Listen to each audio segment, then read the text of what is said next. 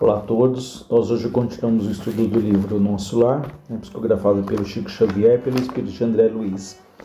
Essa semana passada nós iniciamos o capítulo 22, que falava sobre o bônus hora, que é uma espécie de uma ficha de serviço, ou seja, créditos que se ganham em nosso lar pela hora trabalhada.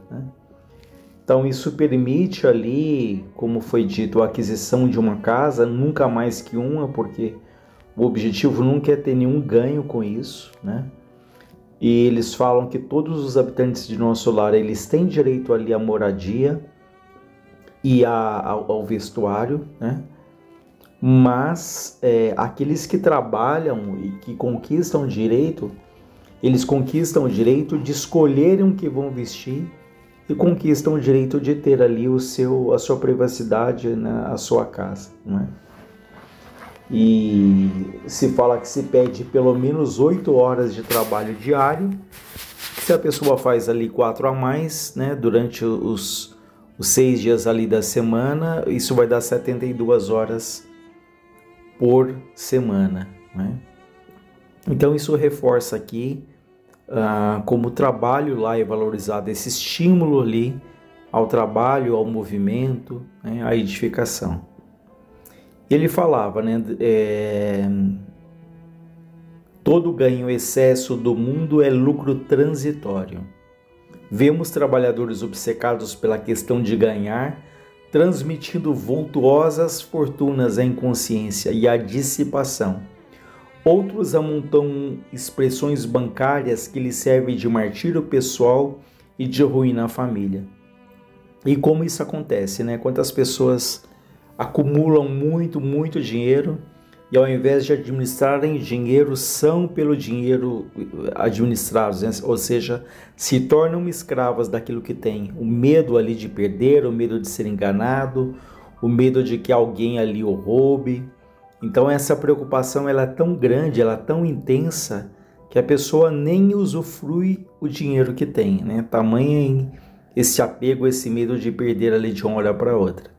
E quando deixam ali heranças, E como é comum a briga ali de família, de filhos que não se falam, Que se separam até extremos, até de morte ali.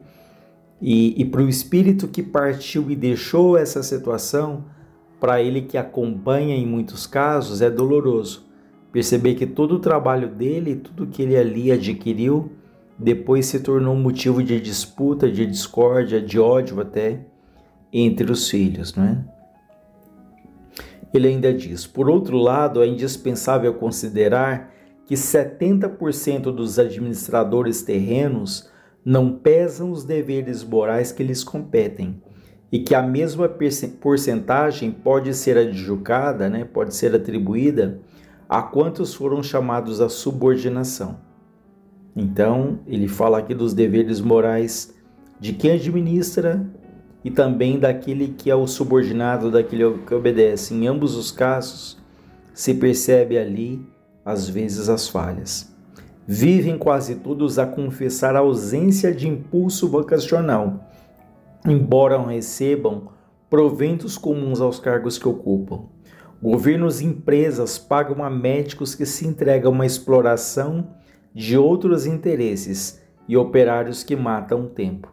Ele está falando aqui exemplo de médicos que não abraçam ali a profissão, que não abraçam ali o verdadeiro significado que é de ajudar, de curar, de amenizar ou amenizar a dor do outro, mas isso poderia ser estendido a qualquer profissão, em que nós recebemos essa dádiva, essa oportunidade de aqui na Terra termos ali o nosso trabalho, a nossa profissão, e quantas vezes a gente só pensa ali no ganho material, ou talvez até na exploração de outras pessoas, perdendo ali de vista qual é o significado daquilo, qual é a nossa tarefa, qual é o nosso propósito, como foi dito na semana passada.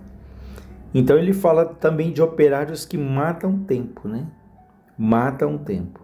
Onde está aí a natureza do serviço? Há técnicos de indústria econômica que nunca prezaram igualmente a obrigação que lhe assistem e valem-se de leis magnânimas à maneira de moscas venenosas do pão sagrado, exigindo abonos, facilidades e aposentadorias. Então vejam, podemos ali, como ele usa essa expressão, agimos como moscas venenosas no pão sagrado, né? Pedindo abono, pedindo facilidade, aposentadoria, ou seja, forçando ali um descanso que às vezes ele não foi natural, não foi fruto ali de trabalho, de dedicação, né? Então, há situações em que a gente pode burlar ali até as próprias leis, exigindo ali essas facilidades. E na verdade, quem está falando aqui é a dona Laura, não é? Que está falando ali para o André Luiz como se processa essa questão do bônus hora. E ela diz: creia, porém, que todos pagarão muito caro a displicência. Parece ainda distante o tempo em que os institutos sociais poderão determinar a qualidade de serviço dos homens, porque para o plano espiritual superior não se especificará teor de trabalho sem a consideração dos valores morais despendidos. Vejam, a questão moral sempre nos nossos trabalhos materiais, na nossa profissão, né? Essas palavras despertaram-me para concepções novas. Percebendo minha sede de instrução, Dona Laura continuou: o verdadeiro ganho da criatura é o de natureza espiritual. E o bônus hora em nossa organização modifica-se em valor substancial segundo a natureza dos nossos serviços. No Ministério da Regeneração, temos o bônus hora regeneração. No Ministério do Esclarecimento, o bônus hora esclarecimento e assim por diante. Então, dependendo do ministério em que a pessoa trabalha, ela vai ganhar o bônus hora correspondente. Então, no esclarecimento, por exemplo, onde tem todos os arquivos, onde tem todas as informações dos espíritos, quem trabalha ali naturalmente vai ali aperfeiçoar essa questão da administração, da organização, não é? E da regeneração já são trabalhos mais pesados, mais intensos, de ajuda ali, espíritos que estão em recuperação. Então, naturalmente, quem trabalha ali vai ganhar essa experiência nessas funções ali, mais duras, mais difíceis, não é? Difíceis no sentido ali de um trabalho mais intenso. E ela continua dizendo: ora, examinando o provento espiritual, é razoável que a documentação de trabalho revele a essência do serviço. As aquisições fundamentais constituem-se de experiência, educação, enriquecimento de bênçãos divinas, extensão de possibilidades. Então, o que se procura nesses trabalhos? Conquistar a experiência, né? A educação, enriquecimento das bênçãos divinas, extensão de possibilidades, ou seja, o espírito se tornar cada vez mais maduro, mais seguro, mais consciente, né? Abrir ali as suas possibilidades, como ele diz aqui. Nesse prima, os fatores assiduidade e dedicação representam aqui quase tudo. Vejam, conta muito lá nos trabalhos assiduidade e dedicação. Então, uma coisa aparentemente simples, mas como temos às vezes dificuldade na assiduidade. Começamos uma tarefa, não terminamos, começamos um curso, começamos a frequência ali no centro, no grupo de estudo, daí a pouco surgem as primeiras dificuldades, né? Não tem tempo, estamos sobrecarregados, não nos afinamos ali com o grupo, enfim, e acabamos ali não tendo essa assiduidade, essa continuidade, né? Ele fala que assiduidade e dedicação representam quase tudo do outro lado. Em geral, em nossa cidade de transição, a maioria prepara-se com vista à necessidade de regresso aos círculos carnais. Ou seja, a maioria dos que estão ali em nosso lar estão se recuperando, estão em processo de convalescência, de reestruturação, mas a maioria vai se preparar para voltar aqui para a Terra, para a continuidade dos aprendizados, das experiências, né? Examinando esse princípio, é natural que o homem que empregou 5.000 horas em serviços regeneradores tenha efetuado um esforço sublime em benefício de si mesmo. ou que despendeu 6.000 horas de atividade no Ministério do Esclarecimento, estará mais sábio. Poderemos gastar os bônus horas conquistados. Entretanto, é mais valioso ainda o registro individual da contagem de tempo de serviço útil que nos confere direitos a preciosos títulos. Semelhantes instruções interessavam-me profundamente, diz André Luiz. Poderemos, porém, gastar nossos bônus horas a favor dos amigos? André Luiz pergunta. Perfeitamente, disse a dona Laura. Poderemos repartir as bênçãos de nosso esforço com quem nos aprouver.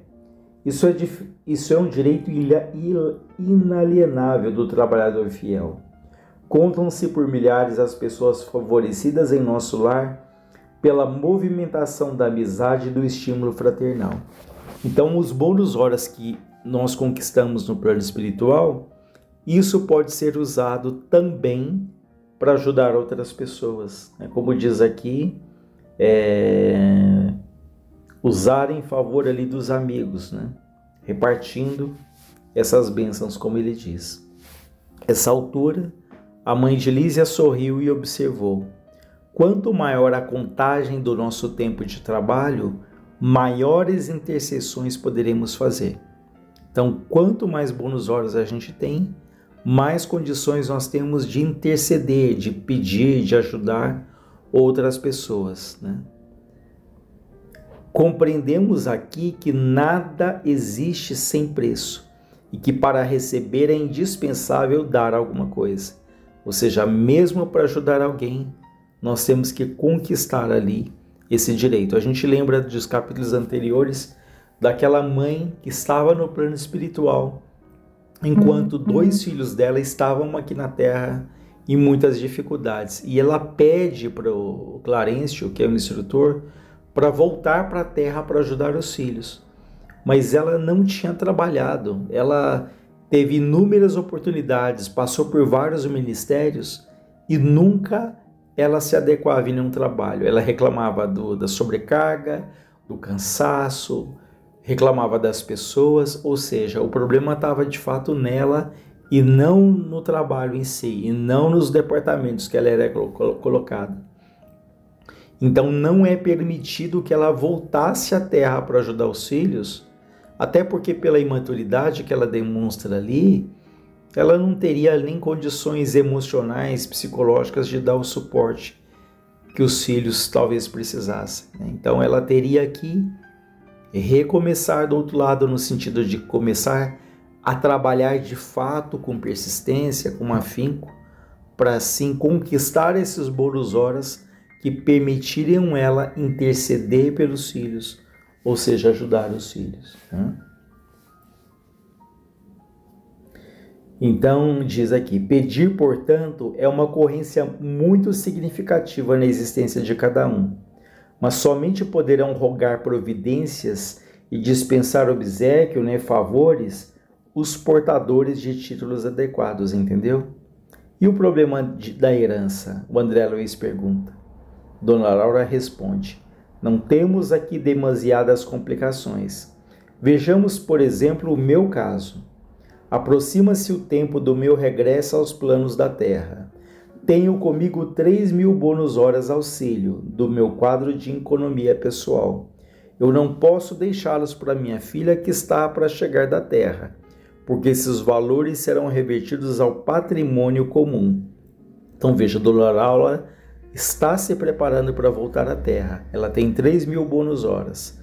Ela vai poder deixar isso de herança para a filha? Não, porque esses bônus horas vão ser voltados ao patrimônio comum, permanecendo minha família apenas com dinheiro da herança ao lar. Então, a casa, ela vai deixar ali, que foi uma conquista, na verdade, do marido, que já tinha voltado para a terra, mas quando ele estava em nosso lar, ele conquistou essa residência. Então, ele volta para a terra e a Dona Laura está morando lá. E a Dona Laura vai voltar para a terra, vai renascer, e a filha dela vai para nosso lar. Mas os filhos dela vão continuar morando, porque a casa ela pode ser transmitida ali entre os familiares, não é? Então, olha, não posso legá-los à minha filha que está para voltar aqui para o nosso lar, porque esses valores serão revertidos ao patrimônio comum, permanecendo minha família apenas com direito de herança ao lar. No entanto, minha ficha de serviço autoriza-me a interceder por ela e preparar-lhe aqui o trabalho. Preparar-lhe aqui trabalho e concurso amigo.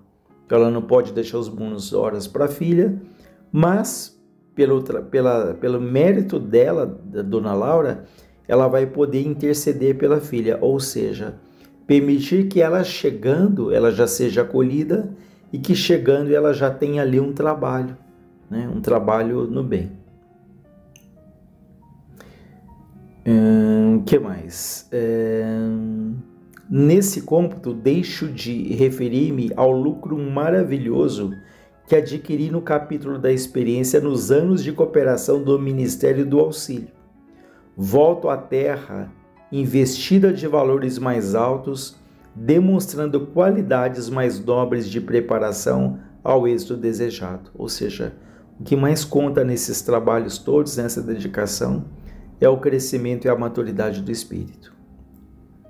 E o André Luiz diz, e a prorromper-me em exclamações admirativas, referente ao processo simples de ganhar, aproveitar, cooperar e servir, confrontando aquelas situações com os principais imperantes no planeta. Mas um brando burburinho aproximou-se da casa. Antes que pudesse emitir qualquer observação, a senhora Laura murmurou satisfeita. Nossos queridos estão de volta, né? Então, o filho dela, Lísias, estava de volta e levantou-se para atender. Então nós encerramos aqui e na semana que vem nós iniciamos o capítulo 23, que se chama Saber Ouvir. Que Deus nos abençoe, nos fortaleça e nos ampare.